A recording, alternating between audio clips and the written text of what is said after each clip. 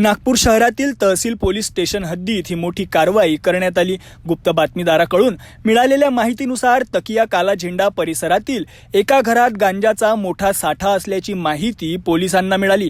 यानंतर पोलिसांनी वरिष्ठ अधिकाऱ्यांच्या मार्गदर्शनाखाली विशेष पथक तयार करून छापा टाकला। घराची झडती घेतली असता पहिल्या मजल्यावरील एका खोलीत 5 वेगवेगळ्या प्लास्टिकच्या बोऱ्यांमध्ये गांजा आढळून आला।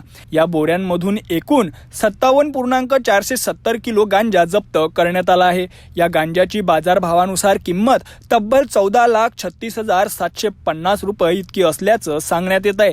सदर प्रकरणी मोहम्मद इरफान या 30 वर्षीय आरोपीला अटक करण्यात आली असून NDPS कायद्याअंतर्गत गुन्हा दाखल करण्यात आला आहे। पोलिसांनी पंचांसमक्ष सर्व कारवाई पूर्ण करत फॉरेन्सिक तपासासाठी नमुने पाठवले आहेत। सध्या या प्रकरणाचा पुढील तपास सुरू असून यामागे आणखी कोणती रॅकेट आहे का याचा शोध घेतला जातोय। पोलीस स्टेशन तहसीलचे अंमलदार काल DB पथकाचे अंमलदार पेट्रोलिंग करत असताना PSI राजेश सिंग परमानंद ठाकूर यांना अशी खात्रीशीर माहिती मिळाली की तकिया दिवाणशहा काला झेंड्याजवळ एका हिरव्या रंगाच्या घरामध्ये गांजा ठेवण्यात आलेला आहे। अशा खात्रीशीर माहितीवरून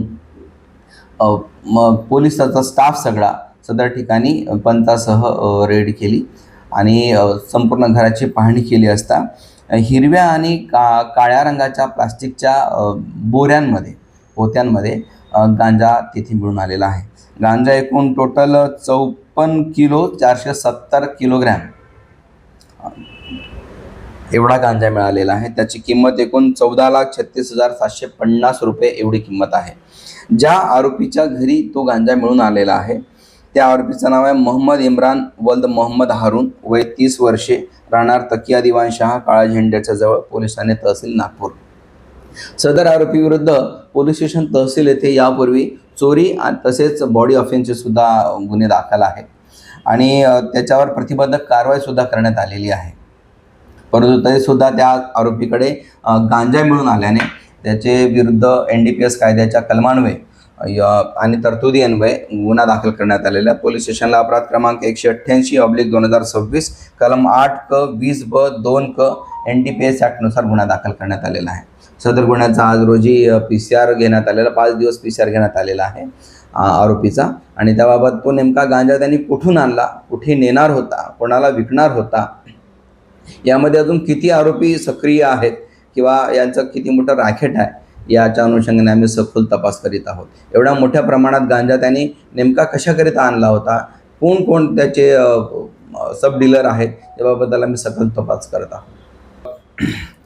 PSI राजेश सिंग ठाकूर, त्याचप्रमाणे प्रदीप सोनटक्के, संजय शाहू, पवन साखरकर, विनोद कातोरे, सुनील सेलोकर, संदीप शिरफोले, फिरोज खान, महिला पोलीस कर्मचारी उषा आणि PC महेंद्र सेलोकर असे एकूण DB पथकाचे जे कर्मचारी आहेत त्यांनी ही यशस्वी कामगिरी केलेली आहे।